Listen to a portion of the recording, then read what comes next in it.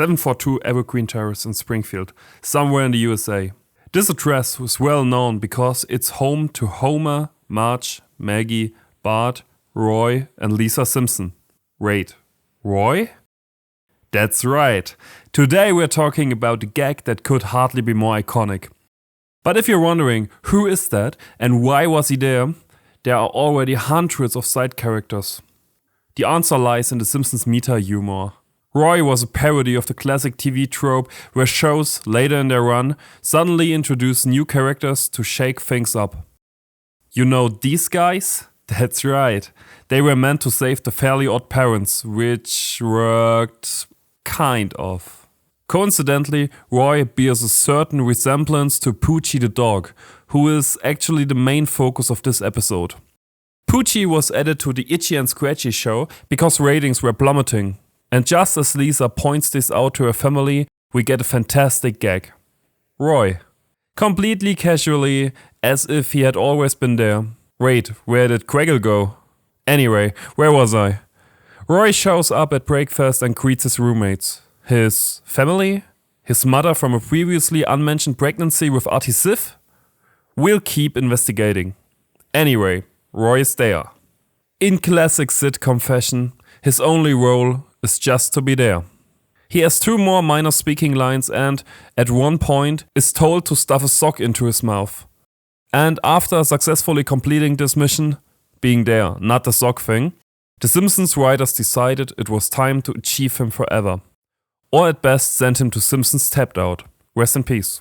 He leaves the Simpsons to move in with 2 sexy ladies. Another nod to stereotypical sitcom storylines. We can only assume his apartment is still in Springfield because why else in season 13 would he care so much about getting Springfield into the Duff Book of World Records? That's right, Roy is part of the world's largest human pyramid, which ironically lands Springfield the record for fattest city instead. And with that, we also get a charming animation error, or actually multiple. In the first frame where the pyramid is being built, Roy is wearing sunglasses, but they weren't colored in black. He's also seen standing on the backs of Krusty and Skinner. In the next shot, Krusty is talking to Frederick Tatum, and in Roy's place we now see Judge Snyder. Interestingly enough, his first name is also Roy. A coincidence? Probably not. Then in the next scene, Roy is back in his original spot. Neither Snyder nor Tatum are even part of the final pyramid. Maybe they had to go to court, both of them. But don't worry, Roy holds the line, boys. That is until Jimbo and Carney destroy the pyramid, and Roy's sunglasses turn white again. But to be fair, the episode's coloring was off in general. If you pause at just the right frame, you can spot Lou and Apu both appearing yellow. To this day, Roy has never made another appearance in a regular episode, not even in the background. We hope he found happiness. But our good old friend did manage to appear in 2 couch gags. One in pixel style in season 26, and another in episode 750, where 750 characters appear in the intro. But he is standing inside the Simpsons living room, his old home, so to speak. And in the scene alongside Stampy the Elephant, the Capital City Goofball, and the Cloth Kolosh Render. He's in good company, so don't worry about him. If we step even further outside the canon, of course we have the Trios of Horror episodes. But where could Roy fit in there? Naturally in the best amusement park in the world. Simpsons World. There he walks past the Simpsons alongside his counterpart Poochie. Likely as an AI, since all the park characters are AIs. But whatever, Roy is still Roy. And then of course there are the comics. And that was quite the odyssey. According to Simpsonspedia, the story Fake the Band is found in the Simpsons comic 59 and the collection On the Road. But in both cases, nothing. At least not in the German version. Other sources claim it's in comic 67. Again, no luck. Finally we found it. Comic 61 delivered the story to Germany. 4 comics and over 30 euros later, we could continue our research. And what can I say? It was worth it.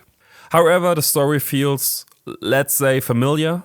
A boy band is formed, not to promote the Navy this time, but to fill Homer's pockets after he hears that boy bands make a fortune without needing to sing. So he holds auditions where all the Springfield kids show up. Eventually, he picks Nelson as the bad boy, Bart as the rebel, Ward Flanders as the boy next door, and, under pressure from Chief Wiggum, Ralph as the funny one. Missing something? Right, you're thinking. Who's the cooler one? And Homer thinks exactly what we're all thinking. Nobody's cooler than Roy. So he picks him for the role, even though Roy didn't even audition.